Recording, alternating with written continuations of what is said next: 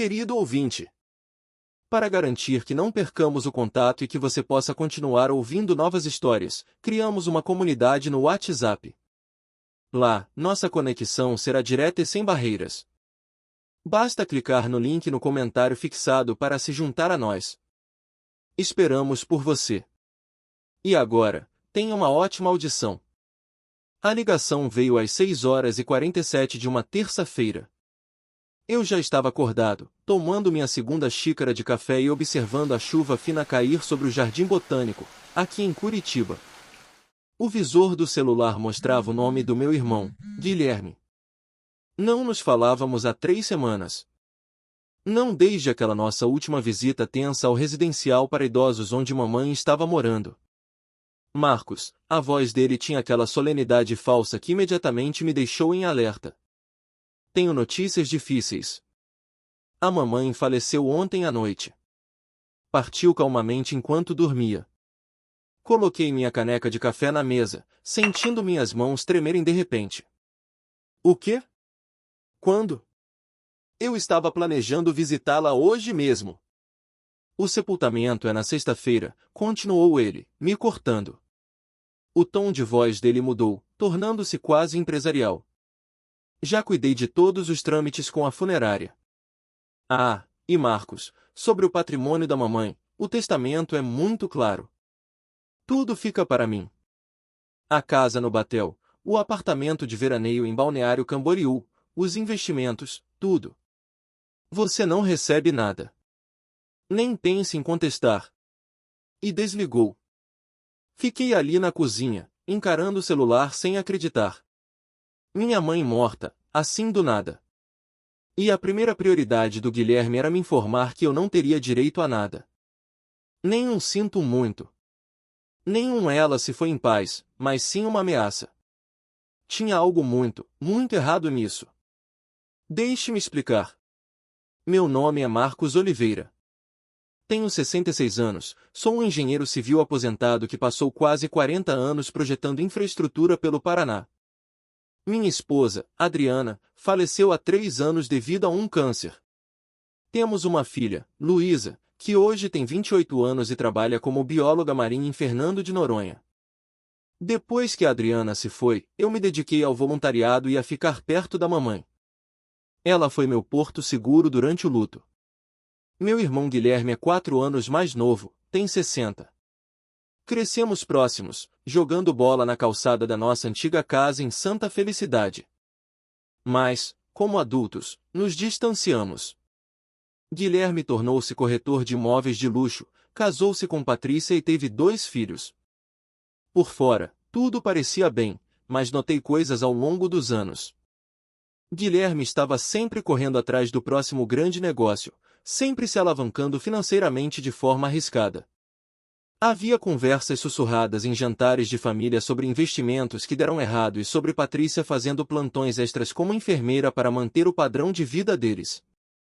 Nossa mãe, Helena Oliveira, tinha 85 anos e sempre foi esperta como ninguém. Professora aposentada, ela ainda recitava poesias de cor e ganhava de qualquer um no jogo de palavras cruzadas. Ela morou sozinha em sua casa até cerca de 9 meses atrás, quando Guilherme a convenceu de que precisava de ajuda extra. Ele sugeriu que se tornasse o procurador dela, apenas para gerenciar contas e consultas médicas. Mamãe hesitou, mas Guilherme foi persuasivo. Ele era o caçula, o queridinho, afinal. Foi quando tudo mudou. Poucas semanas após Guilherme conseguir a procuração plena, mamãe foi subitamente diagnosticada com demência severa. Guilherme a mudou para um centro de repouso, o residencial IP Amarelo, dizendo que ela não podia mais viver sozinha. Quando a visitei, fiquei em choque. Minha mãe vibrante e espirituosa estava sentada em uma poltrona, com o olhar vago. Ela não me reconheceu. Mal falava. Quando dizia algo, era confuso, fragmentado. Isso é realmente possível? Perguntei ao médico dela, Dr. Ricardo Silveira. Ela estava ótima 2 meses atrás. A demência pode progredir muito rapidamente em alguns casos, disse ele, de forma polida. O declínio cognitivo em pacientes da idade dela pode ser súbito. Mas aquilo não me cheirava bem. Mesmo assim, eu visitava a mamãe 3 vezes por semana. Mesmo quando ela não sabia quem eu era, eu segurava sua mão, falava sobre a Luísa, sobre os projetos em que eu trabalhava como voluntário. Guilherme também a visitava, mas com menos frequência. Quando ia, parecia sempre apressado, olhando o relógio. Agora, parado na cozinha com as palavras do Guilherme ecoando, percebi que eu estava cego demais para ver. Aquilo não era luto. Era ganância. Liguei para o residencial IP Amarelo imediatamente.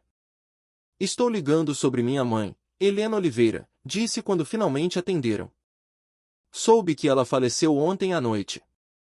Houve uma pausa. Sinto muito, senhor Marcos, mas não tenho registro disso. Deixe-me verificar o quarto dela. Meu coração começou a disparar. Alguns minutos depois, a enfermeira voltou à linha. Senhor, sua mãe está bem. Ela está tomando café da manhã agora mesmo. Houve algum mal-entendido? Sentei-me pesadamente. Pode me fazer um favor? Não conte a ninguém que eu liguei, especialmente ao meu irmão. Desliguei e disquei imediatamente para minha filha. Luísa atendeu no terceiro toque, parecendo preocupada. Pai, são quase 7 horas da manhã aí. O que aconteceu? Seu tio acabou de me dizer que sua avó morreu, mas ela não morreu. Está viva. Luísa, acho que o Guilherme está tentando roubar o patrimônio dela. Houve silêncio. Pai, isso é abuso financeiro contra idoso. É fraude. O que você vai fazer? Ainda não sei, mas preciso descobrir rápido. Ele disse que o enterro é na sexta-feira. Daqui a 3 dias. Após falar com Luísa, passei a manhã fazendo ligações. Primeiro, contatei um advogado com quem já havia trabalhado em contratos de engenharia, Dr. Roberto Matsuura. Expliquei a situação. Marcos, isso é gravíssimo, disse Roberto. Se seu irmão tem a procuração e está deturpando o estado de saúde da sua mãe ou desviando bens, estamos falando de crimes previstos no Estatuto do Idoso. Mas você precisa de provas. Provas sólidas. Em seguida, contratei uma investigadora particular, Sarah Mitchell. Ela veio à minha casa naquela tarde. Há quanto tempo seu irmão tem a procuração? Perguntou ela, tomando notas. 9 meses. Logo após a mamãe supostamente desenvolver demência. E antes disso, ela estava completamente lúcida. Fazia trabalho voluntário na biblioteca, jogava canastra 2 vezes por semana. De repente, não lembrava o próprio nome. Sarah assentiu. Já vi casos assim. Me dê 48 horas. Vou descobrir o que está acontecendo com as finanças da sua mãe. Naquela noite, dirigi até o IP Amarelo. Não avisei que ia. Quando cheguei ao quarto da mamãe, ela estava sentada em sua poltrona habitual junto à janela, olhando para o céu que escurecia. Seu cabelo grisalho estava mais ralo, o rosto mais vincado do que eu lembrava. Mas algo nela parecia diferente hoje. Menos dopada, mais presente. Mãe, eu disse suavemente, puxando uma cadeira para o lado dela. Ela se virou lentamente, e aqueles olhos castanhos familiares encontraram os meus. Havia algo neles. Reconhecimento? Ou eu estava imaginando? Sou eu, Marcos, seu filho. Ela piscou, a boca se movendo como se quisesse dizer algo. Mas então uma enfermeira entrou para checar os sinais vitais, e o momento se perdeu. Voltei para casa enquanto a chuva apertava, minha mente a 1000 por hora. O que Guilherme estava planejando? Um velório falso para convencer todos de que mamãe morrera? E depois? Transferir todos os bens enquanto todos pensavam que ela se fora? Era loucura. Mas também, percebi, era potencialmente brilhante em sua audácia. Sarah me ligou na manhã seguinte. Marcos, é melhor você se sentar. Seu irmão tem estado muito ocupado. Nos últimos 8 meses, ele transferiu aproximadamente R$ 1.500.000,00 das contas de sua mãe para as dele. Ele vendeu o apartamento de Balneário Camboriú para uma empresa de fachada, que ainda estou rastreando, mas suspeito que ele esteja por trás. Também tem usado os cartões de crédito dela. E Marcos, o médico que diagnosticou a demência, o Dr. Ricardo Silveira? Ele estudou na mesma universidade que seu irmão. São amigos há 30 anos. Senti náuseas. Então a demência da mamãe poderia ser induzida por medicamentos. Se ela estivesse recebendo excesso de sedativos ou antipsicóticos, isso explicaria o declínio súbito e o olhar vago. Isso é tentativa de homicídio, eu disse. É o que precisamos provar. Estou conseguindo cópias dos prontuários médicos, mas isso leva tempo, disse Sarah. Enquanto isso, sugiro que visite sua mãe novamente. Documente tudo. Grave conversas com seu irmão, se puder. Naquela tarde, voltei ao IP amarelo. Levei meu celular, pronto para gravar qualquer coisa suspeita, mas quando cheguei ao quarto da mamãe, ele estava vazio. Uma enfermeira que eu não conhecia estava trocando os lençóis. Onde está minha mãe? Perguntei, o pânico subindo. Ah, senhor.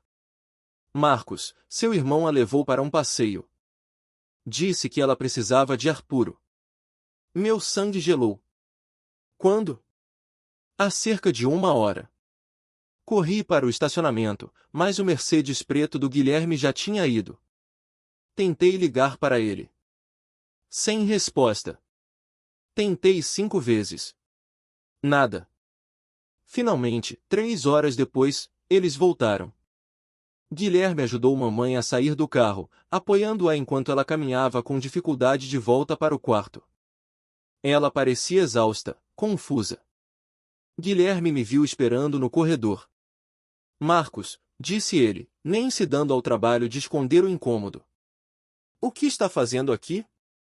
Você disse que a mamãe tinha morrido ontem. Mas aqui está ela. Ele teve a audácia de rir. Ah, aquilo. É. Desculpe pela confusão. Eu ia te ligar de volta. Foi um alarme falso. Mamãe teve um episódio ruim ontem e eu pensei que... Bem, você sabe como são essas coisas com a demência. Onde você a levou hoje? Apenas para um passeio. Ela gosta de sair. Sério? Porque ela parece que mal consegue se aguentar em pé. Cai fora, Marcos. A voz dele baixou, tornou-se dura. Eu sou o procurador dela. Eu tomo as decisões sobre os cuidados dela, não você. Quer desafiar isso? Consiga um advogado. Ele passou por mim, ajudando a mamãe a entrar no quarto. Pela porta, observei-o acomodá-la na poltrona, falando com ela em voz baixa que eu não conseguia ouvir. Então ele saiu, nem olhando para mim. Eu estava prestes a ir embora quando meu celular vibrou. Um número desconhecido. Quase ignorei, mas algo me fez atender. Alô? Silêncio. Então um sussurro. Uma voz feminina, fraca e rouca. Marcos. Sim. Quem é? Marcos. Sou eu. A voz era tão baixa que tive de pressionar o celular contra o ouvido. Quem? É a sua mãe. Congelei.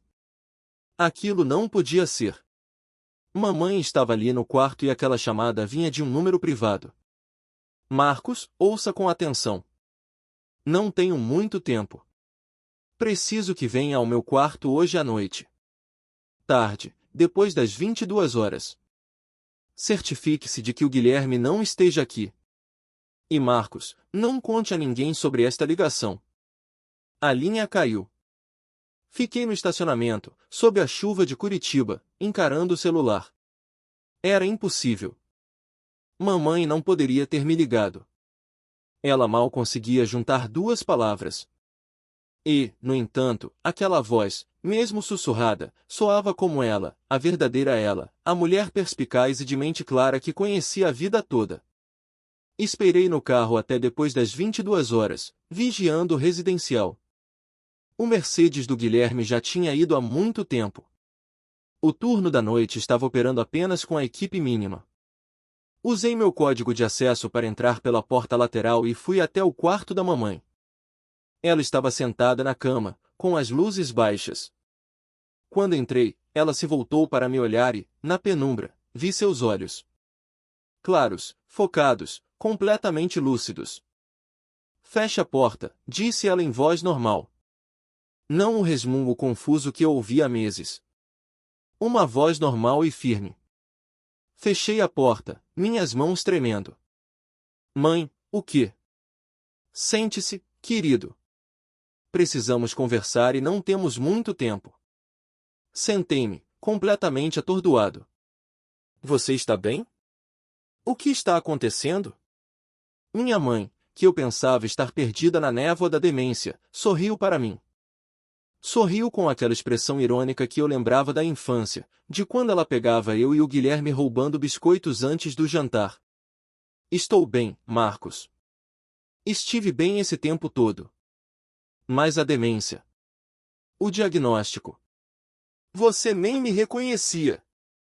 Porque eu estava fingindo. O quarto pareceu girar. Fingindo? Ela estendeu a mão e pegou a minha. O aperto era firme, firme, nada parecido com as mãos fracas e trêmulas que segurei por meses. Marcos, tenho 85 anos. Tenho pensado muito na mortalidade, no que acontece quando eu me for. E percebi que precisava saber de uma coisa. Precisava saber qual dos meus filhos realmente cuidaria de mim. Não pelo meu dinheiro, não pela herança, mas porque me amavam. Então você fingiu demência para nos testar? Quando o Guilherme sugeriu se tornar meu procurador, vi uma oportunidade. Concordei, mas também consultei meu próprio advogado, alguém que o Guilherme não conhece. Coloquei a maior parte do meu patrimônio em um fundo irrevogável semanas antes de ele conseguir a procuração. As contas às quais ele tem acesso. Só deixei o suficiente para ver o que ele faria. Eu não conseguia processar aquilo. Mãe, isso é. Por que não me contou? Os olhos dela ficaram tristes. Porque eu tinha que testar vocês dois. Tinha que ver quem me visitaria quando eu não pudesse dar nada em troca. Quem seguraria minha mão mesmo quando eu não soubesse o nome deles? E Marcos, você vinha 3 vezes por semana. Você sentava comigo. Conversava comigo. Mesmo quando eu agia como se não fizesse ideia de quem você era. Lágrimas corriam pelo meu rosto. É claro que eu vinha. Você é minha mãe. Eu sei disso agora. Mas o Guilherme. Ela balançou a cabeça. Guilherme falhou, Marcos. Pior do que eu jamais imaginei. Tenho documentado tudo. Cada vez que ele vinha me pressionar para assinar papéis. Cada vez que ficava irritado quando eu me fingia de confusa.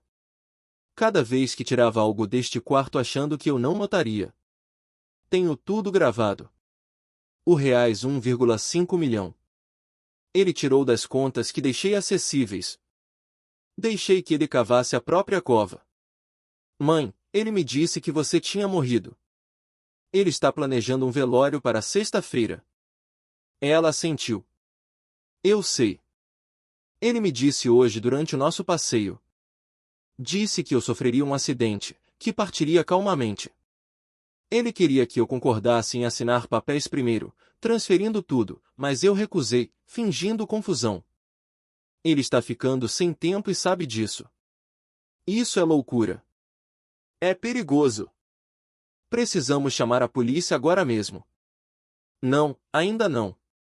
Doutor Roberto Matsuura, seu advogado. Ele tem sido meu advogado também no último mês. Temos um plano, mas preciso que você confie em mim, Marcos. Você pode fazer isso? Apertei a mão dela. Sempre. Nos 2 dias seguintes, organizamos tudo. Roberto acionou a polícia, mas de forma discreta. Eles concordaram em deixar o plano da mamãe seguir seu curso para pegar o Guilherme em flagrante com provas irrefutáveis. Instalamos câmeras escondidas no quarto dela, coisas minúsculas do tamanho de um botão. Coordenamos com os funcionários do residencial em quem podíamos confiar. E mamãe continuou seu ato, bancando a paciente em declínio sempre que o Guilherme estava por perto. Guilherme veio mais 2 vezes. Uma para trazer papéis para mamãe assinar, documentos de transferência da casa. Mamãe rabiscou algo ilegível, agindo como se não entendesse. A frustração do Guilherme era visível. Só assine com clareza, mãe, dizia ele entre dentes. Estou tentando te ajudar. A segunda vez, na noite de quinta-feira, ele trouxe uma seringa. Assisti às imagens de vídeo mais tarde e aquilo me deu náuseas físicas. Ele disse à mamãe que era a medicação dela, mas mandamos testar depois. Era uma dose maciça de sedativos. O suficiente para sedar um cavalo. Mamãe fingiu tomar, mas escondeu os comprimidos. Amanhã, disse Guilherme, acariciando o cabelo dela. Amanhã você finalmente estará em paz, mãe. Chega de sofrer. Sexta-feira de manhã chegou. Guilherme reservara a capela de um dos cemitérios mais tradicionais de Curitiba. Enviará avisos, ligara para parentes. Primos que eu não via há anos me ligaram oferecendo condolências. Eu entrei no jogo, disse que sim, o sepultamento seria às 14 horas, que fora muito repentino. A capela estava lotada. Guilherme não economizara. Flores por toda parte, uma foto grande da mamãe de 20 anos atrás na frente da sala. Ele até escrevera um obituário cheio de palavras floreadas sobre a mãe amada após uma longa enfermidade. Sentei-me na primeira fila com Luísa, que voara de Fernando de Noronha naquela manhã. Guilherme sentou-se do outro lado do corredor com Patrícia e os filhos. O rosto dele estava composto, apropriadamente pesaroso. Seus filhos pareciam genuinamente tristes e eles amavam a avó. Exatamente às 14 horas, Guilherme levantou-se para fazer o elogio fúnebre. Foi até o púlpito, ajustou o microfone e começou a falar. Estamos aqui hoje para celebrar a vida de Helena Margarete Oliveira, nascida em 14 de fevereiro de 1939. Falecida em 7 de janeiro de 2025. Mamãe foi uma mulher incrível, uma professora que moldou mentes jovens por 35 anos, uma mãe que sempre colocou os filhos em primeiro lugar. E em seus meses finais, ela confiou em mim para cuidar dela. Ela sabia que eu protegeria seus interesses, gerenciaria seus assuntos e garantiria seu conforto. Ele fez uma pausa, a voz embargada por uma emoção que eu agora sabia ser completamente falsa. Mamãe sempre me amou mais, continuou ele. Ela me disse isso tantas vezes. Sabia que eu era o responsável, aquele que cuidaria de tudo. Ela queria que eu ficasse com sua casa, seu apartamento, tudo que ela construiu, porque confiava em mim para usar isso com sabedoria em prol da família. Eu me levantei. Todas as cabeças na sala se viraram. Isso é interessante, Guilherme, eu disse em voz alta. Quer contar a todos onde a mamãe realmente está agora? A confusão percorreu a sala. O rosto do Guilherme ficou pálido. Marcos, sente-se. Este não é o momento. Onde está o corpo, Guilherme? Onde está o corpo da mamãe? Ela está sendo cremada. Nós discutimos isso. Sério? Por que eu liguei para o crematório? Eles não a receberam. Patrícia agarrou o braço do Guilherme. Guilherme, do que ele está falando? As portas ao fundo da capela se abriram. Todas as pessoas na sala se viraram, e ali, emoldurada pela porta, estava minha mãe. Ela entrou lentamente usando um andador, mas com as costas eretas e os olhos afiados. Atrás dela, 2 policiais fardados a acompanhavam. A sala explodiu. Pessoas se levantaram, ofegantes. Alguém gritou. A filha do Guilherme caiu no choro. Mamãe seguiu pelo corredor. Quando chegou perto do Guilherme, parou. Olá, filho, disse ela com clareza. Eu não estou morta, mas a sua herança está. A boca do Guilherme abria e fechava como a de um peixe. Mãe, você está confusa. Está doente. Isso é um erro. Eu não estou confusa, Guilherme. Tenho gravado tudo nos últimos 8 meses. Cada ameaça, cada roubo, cada vez que você tentou me fazer assinar documentos transferindo meus bens para você, cada vez que você me dopou para me manter submissa. Ela se voltou para a multidão reunida. Muitos estavam chorando agora, alguns de alívio, outros de choque. Sinto muito por enganar todos vocês, disse mamãe. Mas eu precisava saber a verdade. Tinha que ver o que meu filho faria ao pensar que eu estava indefesa. E o que encontrei partiu meu coração. Um dos policiais deu um passo à frente. Guilherme Oliveira, o senhor está preso por maus-tratos a idoso, apropriação indébita, estelionato e tentativa de fraude sucessória. O senhor tem o direito de permanecer calado. Guilherme tentou correr. Ele realmente tentou empurrar o policial e correr para a porta, mas deu apenas 3 passos antes de ser imobilizado e algemado. Seus filhos soluçavam. Patrícia estava estática, o rosto uma máscara de horror. Enquanto levavam Guilherme, ele gritou para a mamãe. Eu sou seu filho. Você não pode fazer isso comigo. Eu precisava daquele dinheiro. Mamãe observou ir, lágrimas escorrendo pelo rosto, mas sua voz era firme. Você era meu filho, mas deixou de ser meu filho no momento em que decidiu que minha vida valia menos que minha conta bancária. O processo judicial levou meses. Guilherme inicialmente tentou contestar as acusações, alegando que mamãe estava realmente incapacitada e que ele estava apenas tentando ajudar, mas as provas eram esmagadoras. Imagens de vídeo dele tentando forçá-la a assinar documentos.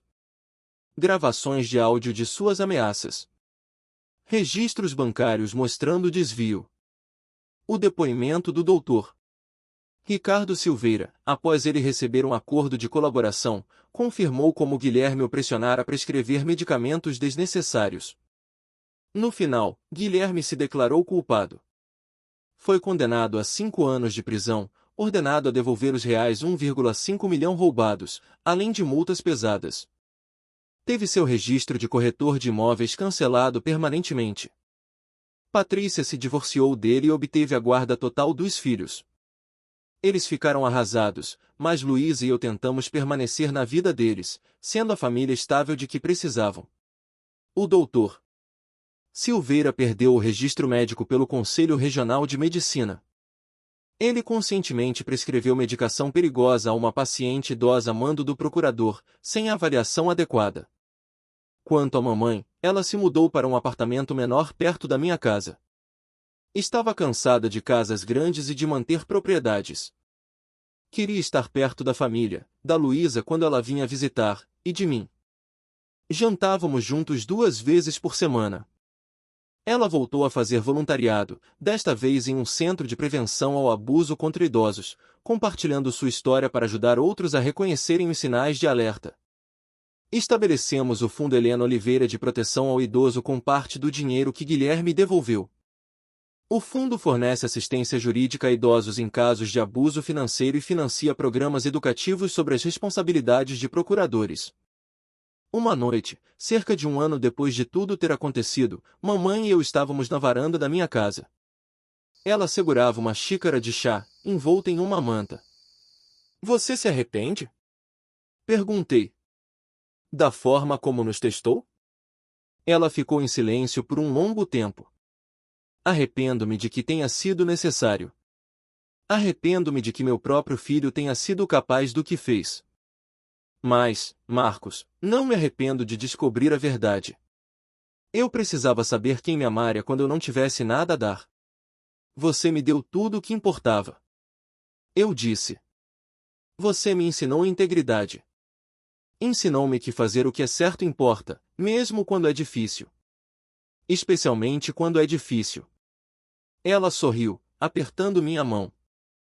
E é por isso que você passou no teste.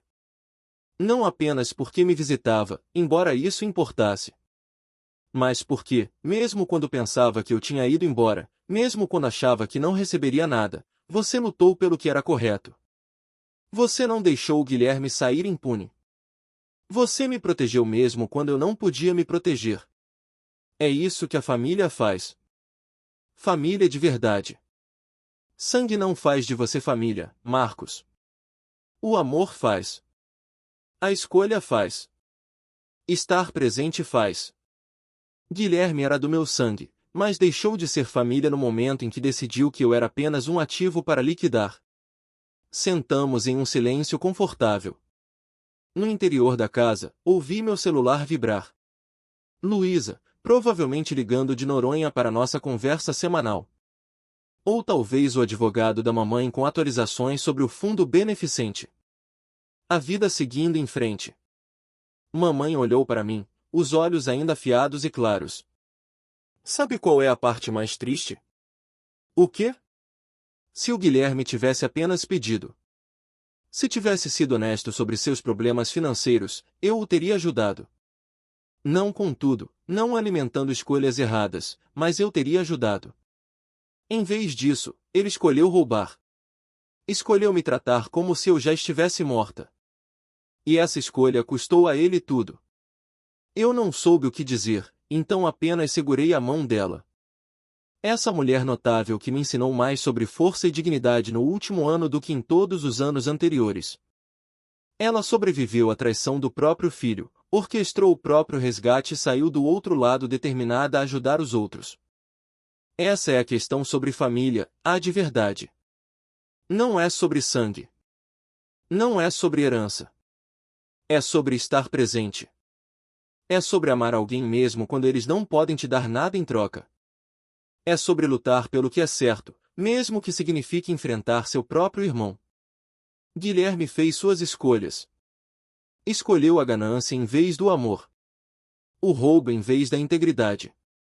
E está pagando o preço, não apenas com o tempo de prisão, mas com a perda do respeito dos filhos, da esposa, da carreira e do amor da mãe. Quanto a mim, recebi algo muito mais valioso que qualquer herança. Recebi mais anos com minha mãe, anos reais, onde pudemos conversar, rir e curar as feridas. Recebi o conhecimento de que, quando testado, fiz a coisa certa. E recebi a chance de fazer parte de algo maior, ajudando outras famílias a evitar o que passamos. O sangue não justifica a traição. A verdadeira família protege os vulneráveis. E, às vezes, a coisa mais corajosa que uma mulher de 85 anos pode fazer é fingir ser indefesa apenas para descobrir quem a ajudará quando ela não puder ajudar a si mesma. Isso foi o que aprendi com Helena Oliveira. Minha mãe, minha heroína, a mulher que me ensinou que a dignidade vale mais do que o dinheiro e que o amor verdadeiro aparece mesmo quando não há nada a ganhar. Obrigado por ouvir minha história até o fim.